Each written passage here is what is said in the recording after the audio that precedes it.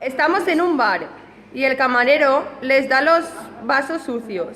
Entonces ocurre lo siguiente.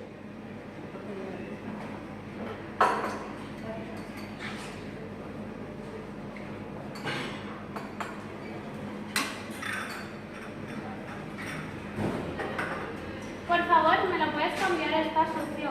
Sí, claro.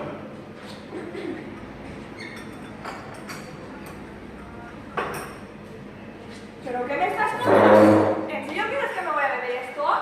Vale, va, ve, sin normal y cámbiamelo. Estamos en la puerta de un colegio esperando para salir a almorzar.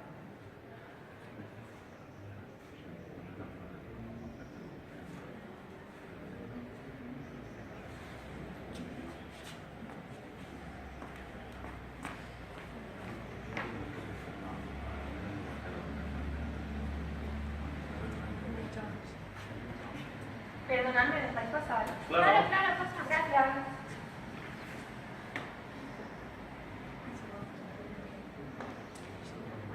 ¿No sabéis de la del otro sitio?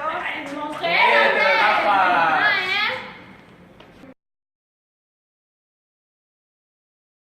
Están unos amigos charlando, cuando entonces aparece la señora de la limpieza.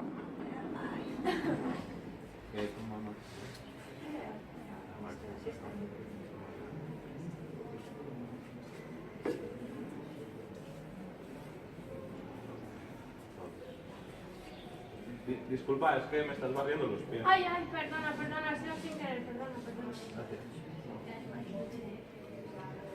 Gracias. Prima, ¿qué coño haces? Pero a ver, que ha sido sin querer, mujer. Sin querer, tira para allá, limpia. Pero a ti no te lo he buscado, hombre. ¿A mí? Limpiar, calla. Vale, tranquila, no